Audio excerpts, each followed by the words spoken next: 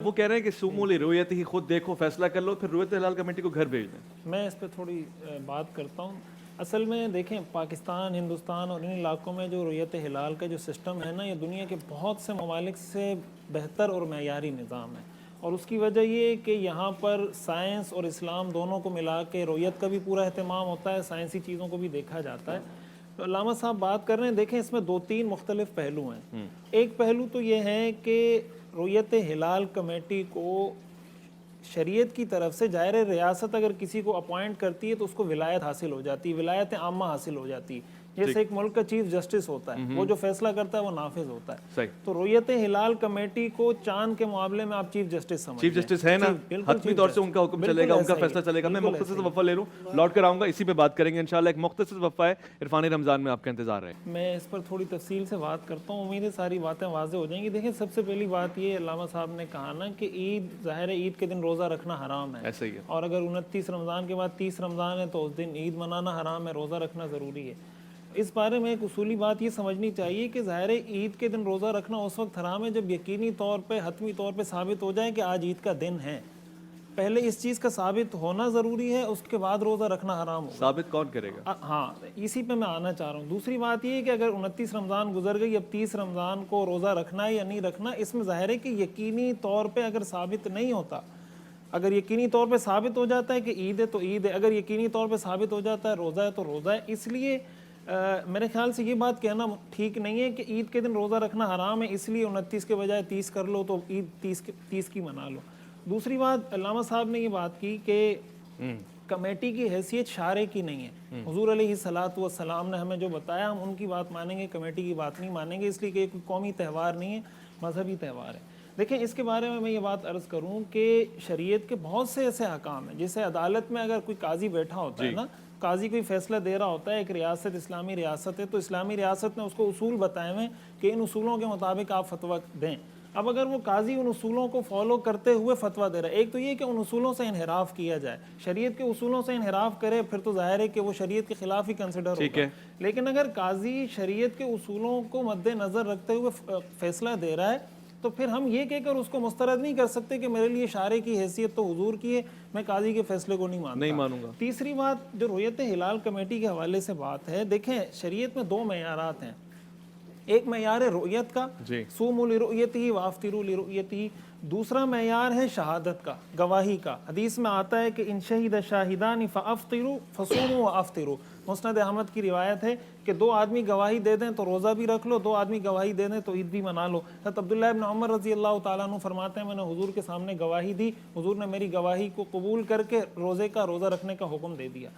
ان دونوں روایات اور ان دونوں معیارات کو اگر دیکھا جائے تو اس سے پتہ چلتا ہے کہ صرف یہ نہیں کہ اگر مجھے نظر آ گیا تو میں روزہ رکھوں گا، بلکہ اس کے ساتھ ساتھ اس چیز کو بھی دیکھا جاتا ہے کہ اگر آپ کے پاس معتبر گواہی آ جاتی ہے، ایک تو یہ کہ گواہی خود ایسی ہو کہ جو متہم ہو، میں اس پر بھی آتا ہوں کہ کون سی گواہی ایسی جو بالکل قبول ہی نہیں کی جا سکتی، لیکن اگر گواہی ایسی جو معتبر ہو سکتی ہے اور آپ کے سامنے دو آدمی آ کے گواہی دے دیتے ہیں اور شریعت ان کی اس گواہی کا اعتبار کرتی ہے، اور رؤیت ہلال کمیٹی کہہ رہی ہے کہ بھائی ہمارے پاس گواہی آ چکی ہے، ہم نے اس کو قبول کر لیا ہے، پھر ظاہر ہے کہ میری ذاتی حیثیت کوئی نہیں رہ جاتی کہ میں یہ کہوں کہ چونکہ مجھے نظر نہیں آیا۔ اب ظاہر ہے کہ ہر آدمی اگر یہ کہے گا، اس لیے کہ شریعت نے تو معیار گواہی کو بنایا نا، تو شہادت اور شہادت علی الشہادہ یا قضاء القاضی، یہ تینوں چیزیں ایسی ہوتی ہیں جس کی بیس پہ کوئی بھی فیصلہ، میری کوئی حیثیت نہیں ہے نا، بالکل حیثیت نہیں۔ ہاں یہ الگ بات ہے کہ اگر کہیں پر عید کہ کہیں پر ایسا ہے کہ کسی کو ذاتی طور پہ چاند نظر آ گیا ہے اور حکومت نے اعلان کیا کہ روزہ نہیں ہے، اور اس کو 100% یقین ہے کہ مجھے چاند نظر آ چکا ہے اور چاند نظر آنے کا امکان بھی ہے، سائنسی اعتبار سے جو امکانات ہیں، تو اس کے لیے اپنی صرف ذاتی حیثیت میں اس کے لیے شریعت کا حکم یہ کہ بھئی تمہیں نظر آ گیا، تمہیں یقین ہو گیا، تم رکھ لو۔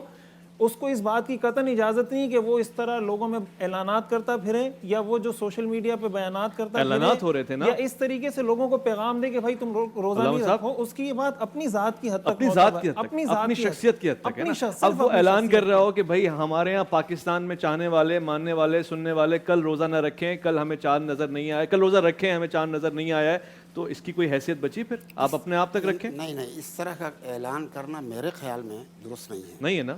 یہ رؤیت ہلال کمیٹی کر سکتی ہے، کوئی اور نہیں کر سکتا ہے, اس کو حق حاصل نہیں ہے. میں اچھی طرح غور کر. شہادت کے حوالے سے میں ایک بات کر رہا تھا کہ جب جی ایک منٹ جی آپ کی بات پوری ہو جائے میں پوچھوں. شہادت کے حوالے سے میں یہ بات کر رہا تھا کہ دیکھیں یہ پوپل زئی صاحب کی بات آئی تو میں اس بات کو بھی کلیئر کروں کہ سائنس کی بعض چیزیں ایسی ہیں جو قطعی ہیں, یقینی ہیں. مثال کے طور پر ہم نماز جو پڑھتے ہیں نا, ہم تو سورج دیکھ کے نہیں پڑھتے یا ظہر کا ٹائم یا عصر کا ٹائم اس کے حساب سے دیکھ کے پڑھ رہے ہوتے ہیں, اس لیے کہ وہ قطعی اور یقینی ہے. اسی طرح چاند کے حوالے سے بھی سائنس کی بعض چیزیں ایسی ہیں جو یقینی ہیں, بعض چیزیں ایسی ہیں جو ظنی ہیں.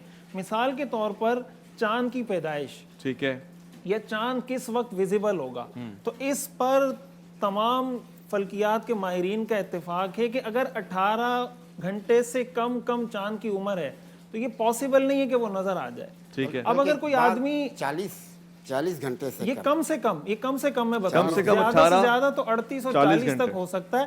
لیکن اگر اب چاند کی عمر مثال کے طور پہ 14 گھنٹے ہے اور پوپل زئی صاحب کے پاس یا کہیں پر بھی کسی نجی کمیٹی کے پاس کوئی آدمی آ کے کہہ دیتا ہے کہ بھائی میں نے چاند دیکھ لیا ہے, تو ایسی گواہی کو شریعت رد کرتی ہے. ایسا نہیں ہے کہ آپ نجی کمیٹی میں بیٹھے ہیں, اس نے گواہی دے دی. یعنی کتنا اچھا فلٹر ہے نا. بالکل اس فلٹر کے بعد جب وہ اناؤنسمنٹ کر رہے ہیں تو پھر آپ اور میں اور رویت ہلال کمیٹی والے آپ میں کون ہوتے ہیں کہ اس کا انکار کریں. اس کی ہمارے پاس شریعت میں مثال بھی ہے. دیکھیں مثال کیا ہے کہ اگر مطلع صاف ہے, کوئی بادل نہیں, کچھ نہیں, اور ایسی صورت میں ایک آدمی آ کر کہے نا کہ میں نے چاند دیکھا ہے, شریعت کہتی ہے اس کی گواہی رد ہوگی. اچھا, کیوں؟ اس لیے کہ جب مطلع بالکل صاف ہے تو ساری دنیا میں سے ایک آدمی کو کیوں نظر آیا. گواہی پہ کوڑے تو نہیں لگیں گے اس کو؟